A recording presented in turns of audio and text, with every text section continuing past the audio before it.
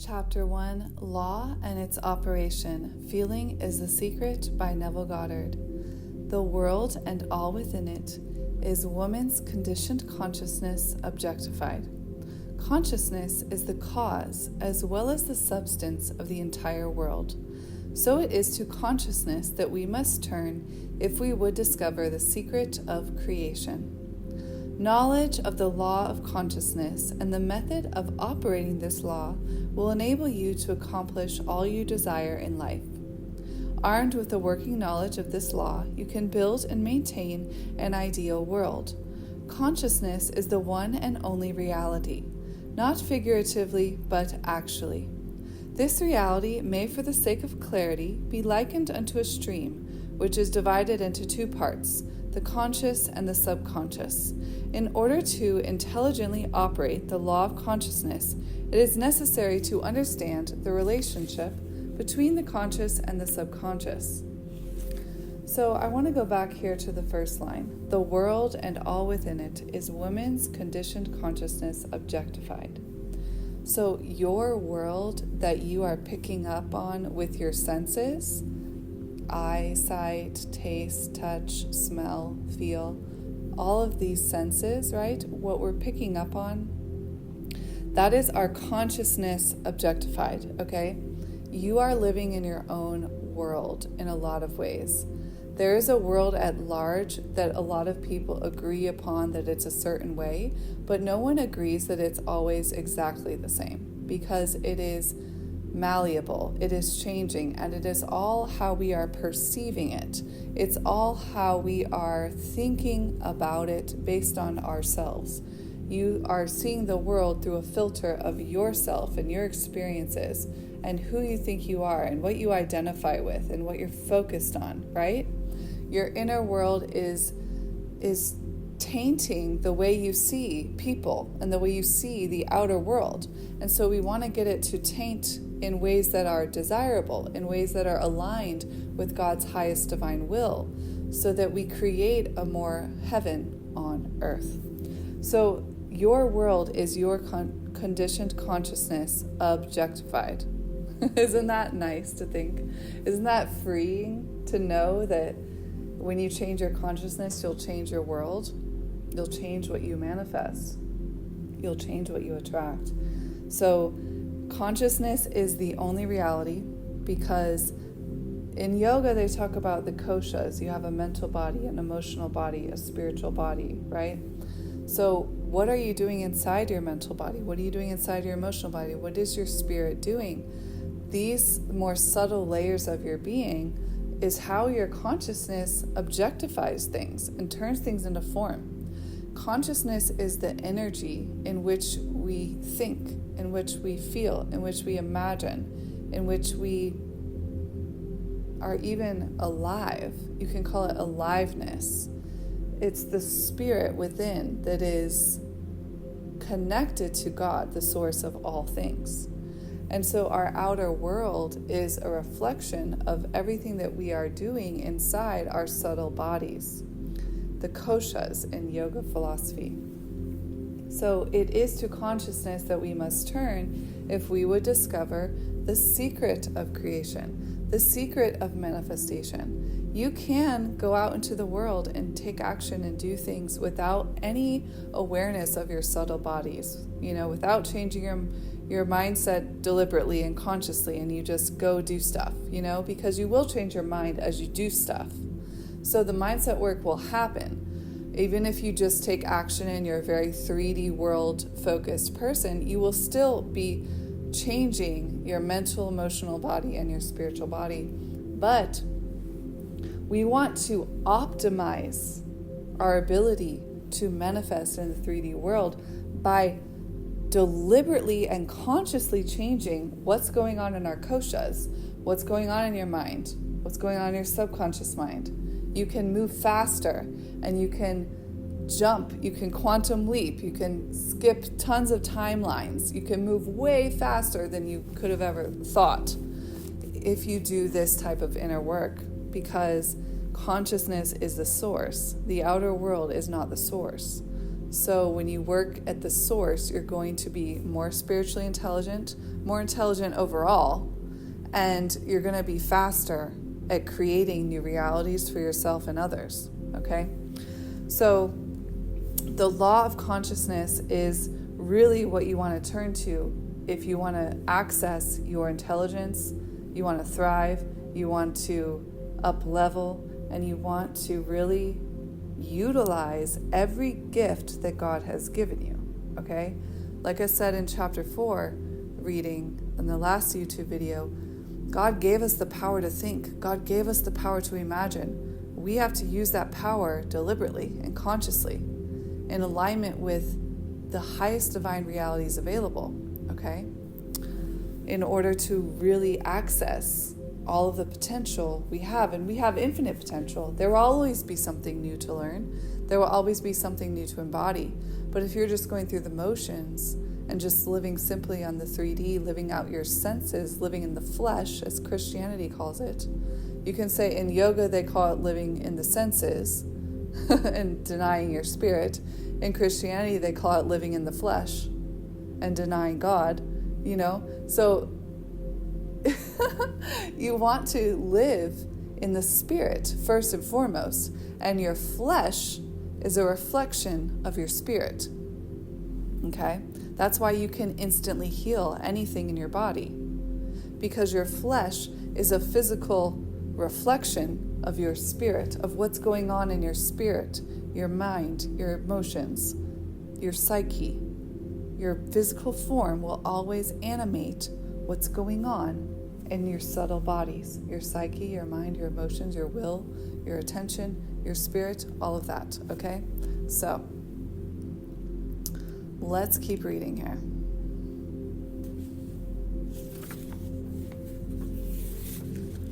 The conscious is personal and selective. The subconscious is impersonal and non-selective. The conscious is the realm of effect. The subconscious is the realm of cause. These two aspects are also the male and female divisions of consciousness. The conscious is male, the subconscious is female. The conscious generates ideas and impresses these ideas on the subconscious. The subconscious receives ideas and gives form and expression to them. By this law, first conceiving an idea, then impressing the idea conceived on the subconscious, all things evolve out of consciousness. And without this sequence, there is not anything made that is made. Wow, right? So men, this is not like a man or woman thing. This is, a man has a subconscious mind as well. So he has a feminine aspect to his consciousness and a masculine aspect to his consciousness. A woman also has a conscious mind and a subconscious mind. So she has a masculine aspect to her mind, to her consciousness, and she has a feminine aspect to her consciousness. And so, well, let's just continue reading here.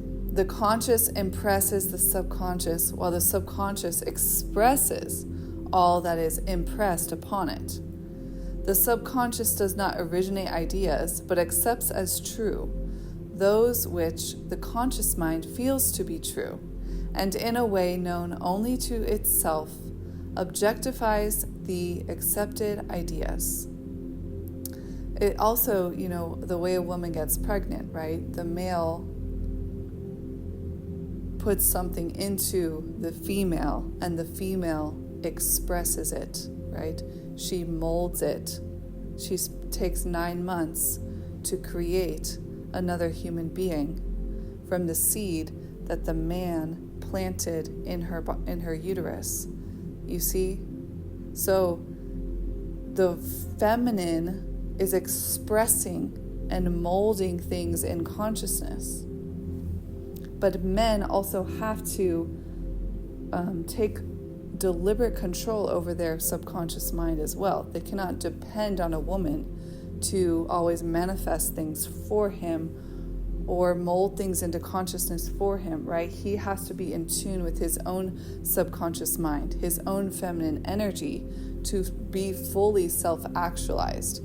And this is what I notice a lot of men on the planet do, is they depend on a female for that feminine energy, and then they create these codependent relationships with women, and it just doesn't work, because a man has to become fully self-actualized within himself, or else he's not growing.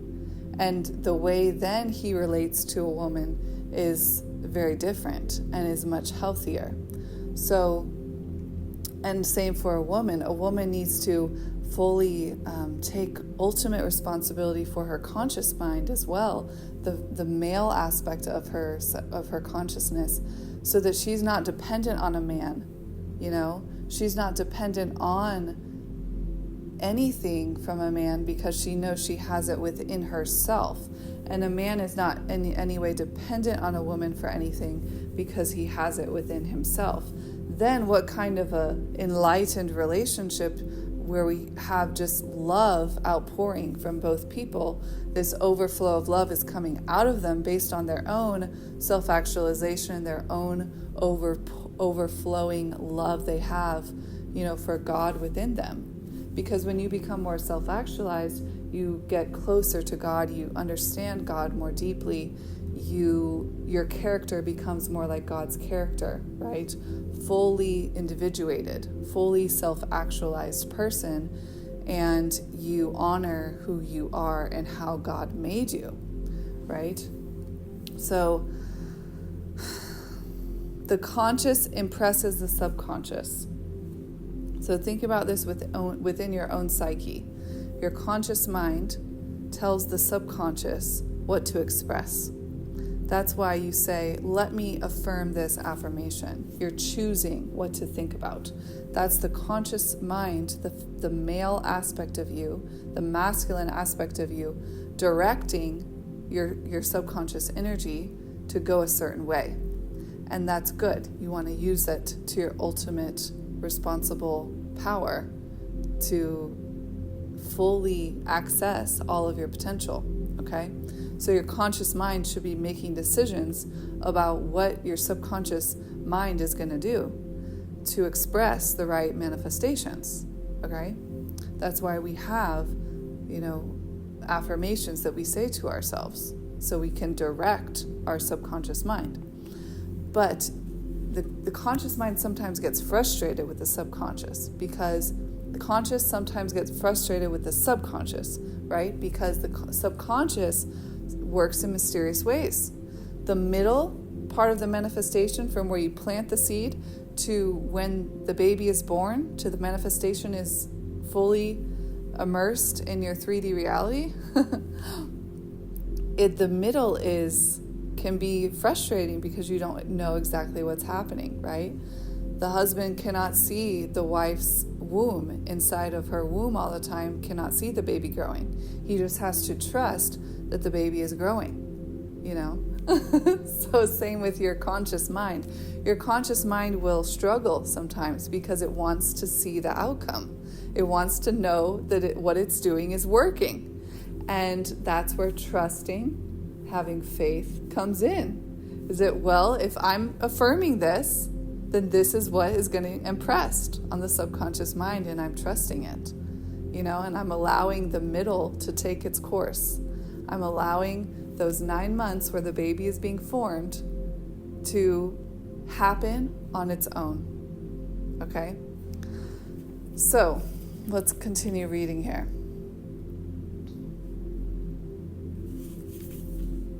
Therefore, through her power to imagine and feel her freedom to choose the idea she will entertain, woman has control over creation. Neville Goddard wrote this in man, he, but because I'm a woman, I'm going to just say she and her and woman, because I think it's helpful for women to sometimes read that way, because if we've always read man, he, our whole life, sometimes it does something to our subconscious. And so men listening, obviously you can change it in your mind to man and he, but you can also notice in yourself, what does it feel like to read a book and it says woman and she? do you have any reaction to that? And kind of looking at your own relationship with the feminine within yourself, and women outside of yourself. So control of the subconscious is accomplished through control of your ideas and feelings. Okay? Control of your ideas and feelings controls your subconscious. You can control your feelings. All right? The mechanism of creation is hidden in the very depth of the subconscious.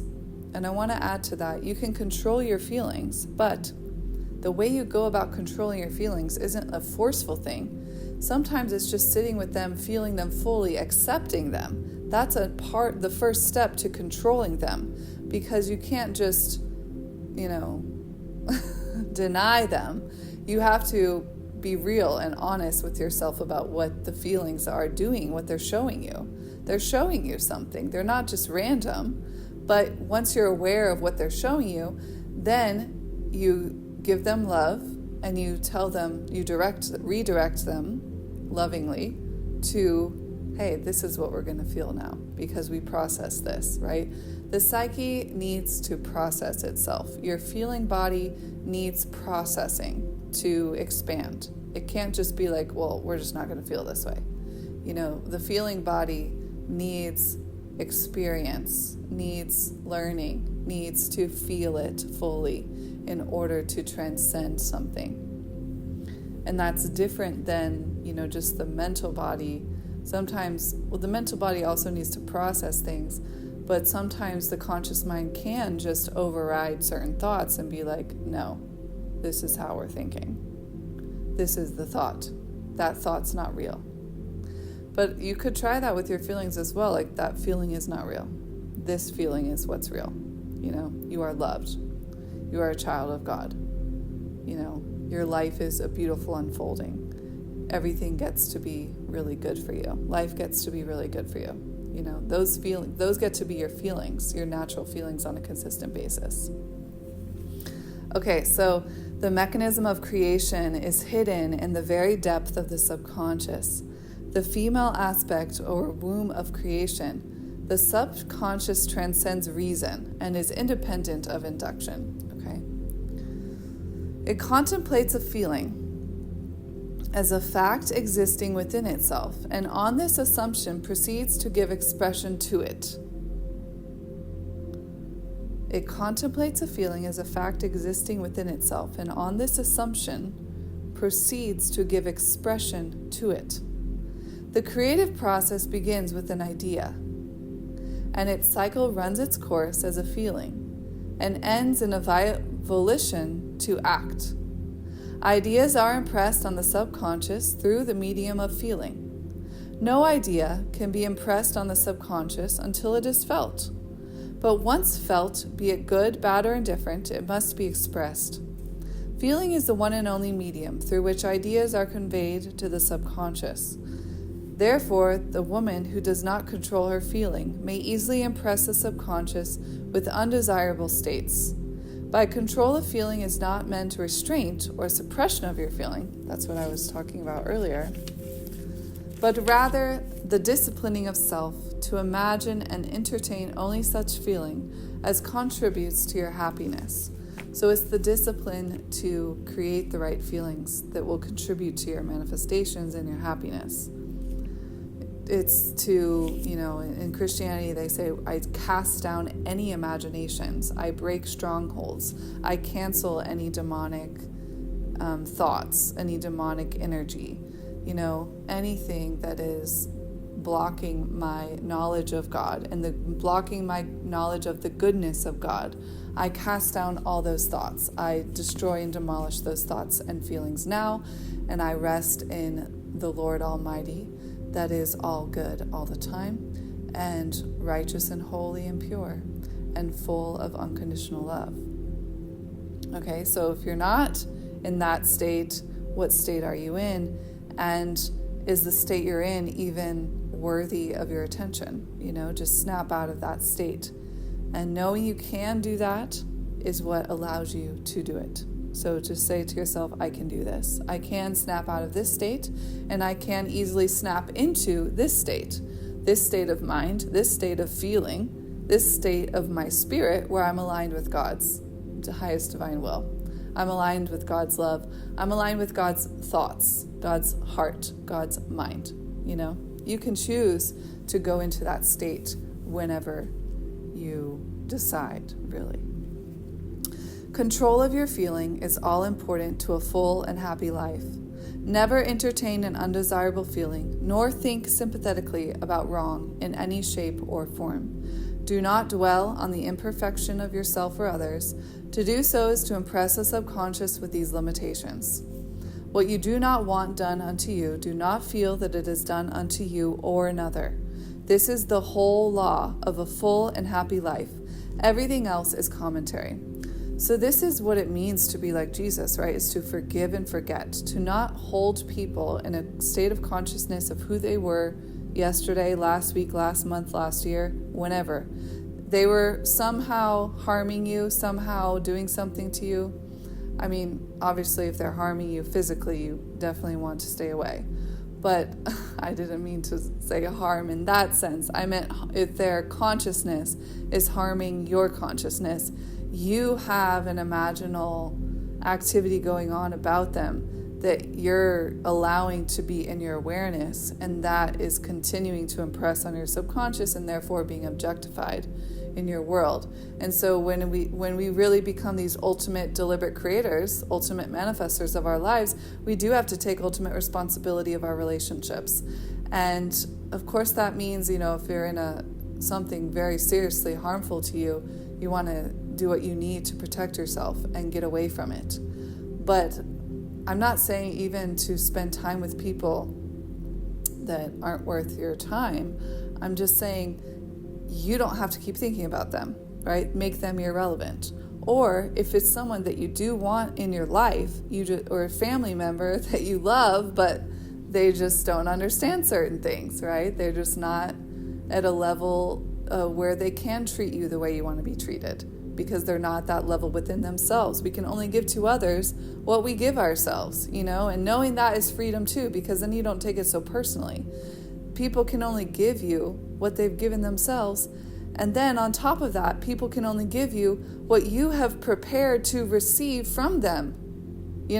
Like you can only receive from them. Everyone is an infinite being, by the way. So people can transform. People can transcend realities with you. You can jump into new realities with people at any time you choose to manifest it. You just have to forget about the old reality. And the way you forget about the old reality is knowing how easy it is to shift into the new reality, because every person is a child of God. And God is able to download information into anyone. God is able to change someone's heart. God is able to change someone's mind. God is able to change someone's spirit, and we can pray for that and we can ask for that. And sometimes it takes longer than we want, and that's okay, because we know it is going to happen, right? Like the end result is God, right? We're always becoming more like God. That's inevitable.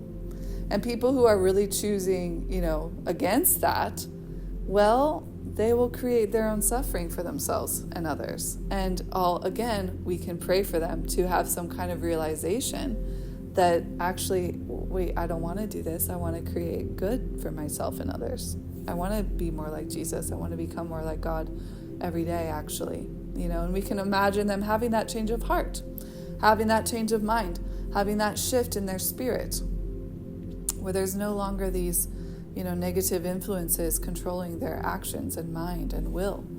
That God's word is what now is controlling their mind and will and emotions.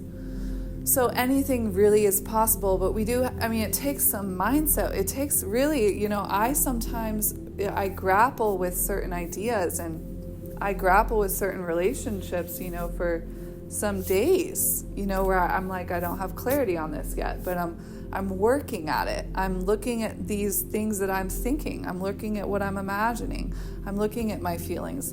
I'm looking at, where am I really holding them in this state of consciousness? I think they really are this way, and it's like you have to have these two ends of the spectrum where, like, on one hand, yes, you want to accept them as they are, and you want to be honest with yourself and communicate with them, if you're in a relationship with somebody, about what you are perceiving that is not aligned with God, and talk about, hey, how do we change this? This is what I'm seeing. This is what I'm picking up on in our relationship, and this isn't really what I want. What I want is this. I want this divine reality with you. I want this God reality with you.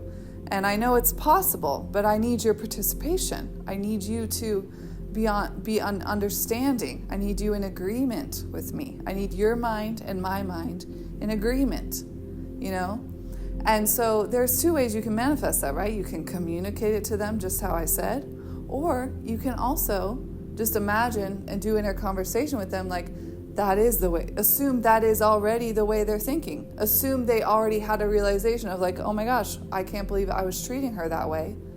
This is not godly. This is not the way God wants me to treat her. Let me shift my mind. Let me shift my emotions here. Let me shift the way I'm imagining her. Let me shift the way I'm perceiving her. So like I used to be in this state, where I'm like, I'm the manifestation coach. I'm the person who's obsessed with creating the best realities and the best relationships, the most divine romantic, experiences. And they're not, right? Because I'm the manifestation coach. And I had to get over this concept because it was causing me a lot of pain, right? I have to imagine them also understanding how to change their mindset, which they do. Everyone has the power to change their mind. Everyone has the power to think the way God thinks because everyone is a child of God. So I started to realize, well, hey, if I'm the operant power of my reality, which I am, and only my consciousness creates in my reality, then I'm going to imagine, was the shortcut for me, I'm going to imagine that they're imagining me this way. You get it? So if this is the first time you're thinking about this, it may sound like a lot of work or it may seem like tedious, but once you actually soften into it and practice it, you realize it becomes normal because it's actually what you're already doing. You're already doing that in relationships. You're already imagining what people are going to think about you. You're already doing it. So change it to, I'm a trained psychotherapist, okay? So I'm not just about denying and suppressing our psyches. I do want to acknowledge the way something is. That's the first step to changing it, bringing it up to consciousness. Once you bring it into your consciousness, then you can manifest the desired reality, okay? So you accept it as it is, and then be like, hey, that's great. I'm glad we're all aware that this is what's going on. But hey, this is what we want to create. This is the divine reality over here. Let's move towards that. And let's move into it. We will move into it eventually, right? Because I'm not satisfied. I'm not satisfied with things being the way they are, right? I want growth. I want expansion. I want more love, more connection, more understanding, more growing into God's character together. Because that's the whole point of being here and having relationships with people, is to become more like Jesus together. And that takes a lot of inner work and self-awareness, okay? So let's continue reading. This is a long chapter, and I have a lot to say about it. I should probably just do this in 2 parts because this is going to be a very long video. Okay. Every feeling makes a subconscious impression, and unless it is counteracted by a more powerful feeling of an opposite nature, must be expressed. Okay, so if you do impress a negative reality, just do your best to impress a more positive reality. And the way I do that too is I always say, well, God is more powerful than me, and God has good plans for my life. So even if I make a mistake in my mindset and my manifesting, I know that Jesus will save me, because Jesus can step in at any moment and change me and heal me and move me into a new reality and save me. Jesus saves. Jesus really does save. Jesus saved my life in a very bad, I don't want to talk about it, but it was a very bad event, and Jesus saved my life, okay? So ever since then, I know Jesus saves. And I can save myself too, but sometimes I can't, because I'm just not as aware as Jesus. I'm not as transcendent. I'm not as omniscient, omnipotent, infinite consciousness, infinite love, infinite, like none of us are willing to die for everyone's sins on the planet, right? That's what sets Jesus apart from us, is that Jesus was and is willing to die for us, right?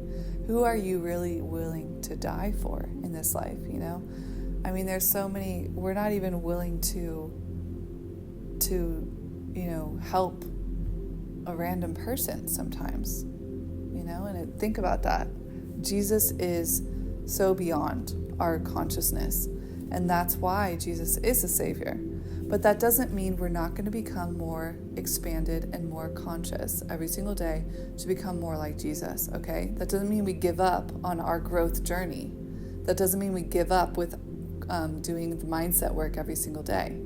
No, we have to be disciplined, okay? Jesus is not an excuse to not discipline your mindset. That's a good way of saying it right there. So anyways, let's continue. The dominant of two feelings is the one expressed, okay? I am healthy is a stronger feeling than I will be healthy. To feel I will be is to confess I am not. I am stronger than I am not. What you feel you are always dominates what you feel you would like to be. Therefore, to be realized, the wish must be felt as a state that is, rather than a state that is not. Okay, this is very important. What are you saying to yourself? I am healthy, or I will be healthy.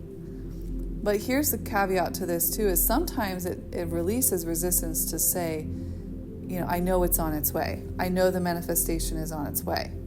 Sometimes that can help the ego relax, So anyways,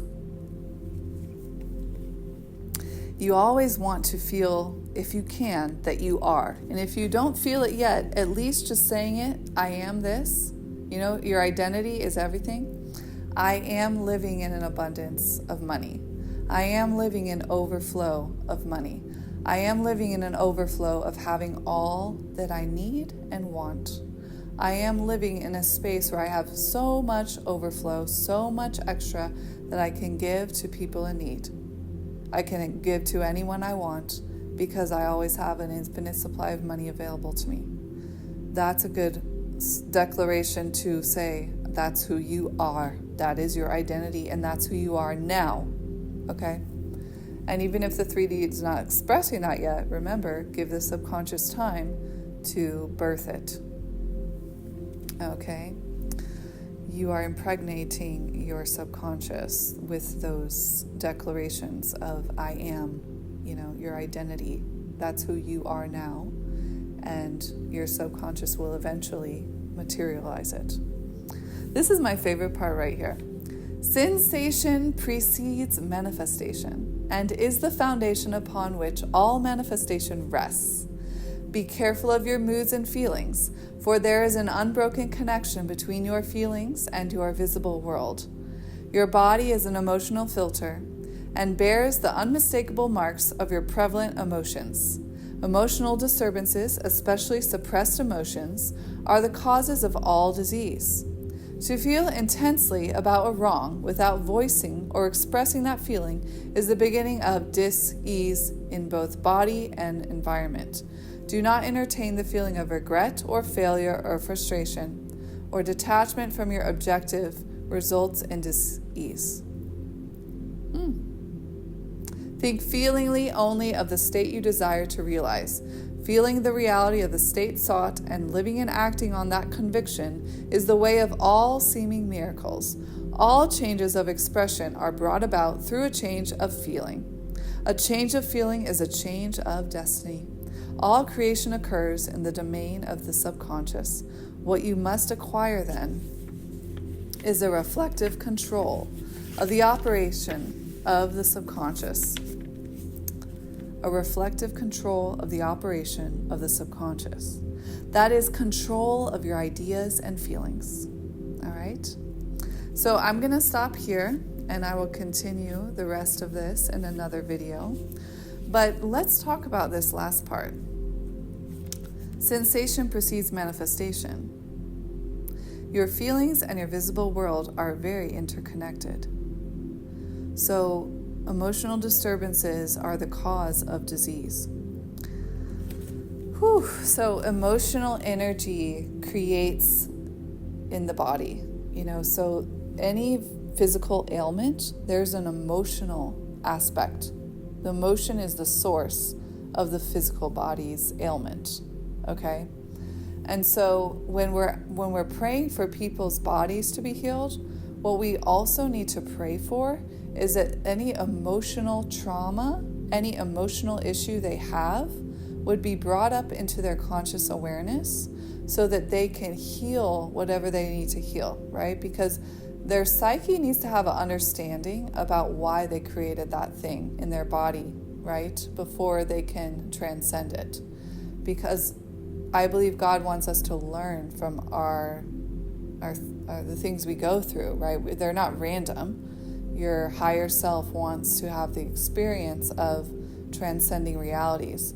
And so there's something emotional going on. There's something in the psyche that needs to be looked at, And that is an amazing process of becoming more of a deliberate creator and more conscious.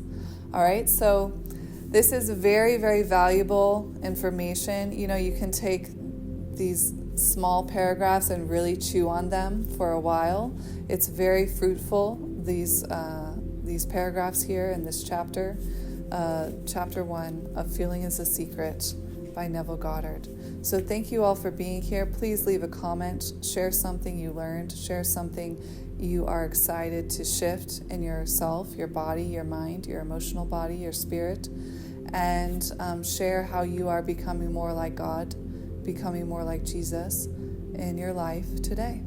God bless you, and I'll see you in the next video.